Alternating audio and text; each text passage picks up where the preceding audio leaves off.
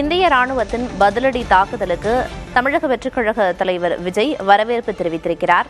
இந்திய ராணுவத்தின் பாதுகாப்பு நடவடிக்கைக்கு ஒரு ராயல் சல்யூட் என்று அவர் தனது சமூக வலைதள பக்கத்தில் பதிவு ஒன்றை வெளியிட்டிருக்கிறார். இந்திய ராணுவம் கொடுத்த பதிலடி தாக்குதலை வரவேற்பதாக தமிழக வெற்றிக் கழக தலைவர் விஜய் தெரிவித்திருக்கிறார்.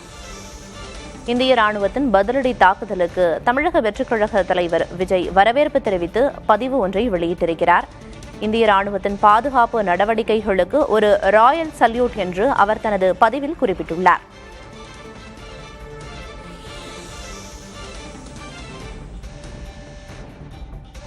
பஹல்காமில் நடந்த பயங்கரவாத தாக்குதலுக்கு பதிலடி கொடுக்கும் விதமாக ஆபரேஷன் சிந்தூர் எனும் திட்டத்தை கையில் எடுத்து பயங்கரவாத முகாம்களை தகர்த்து அழித்தது இந்திய ராணுவம். இந்நிலையில்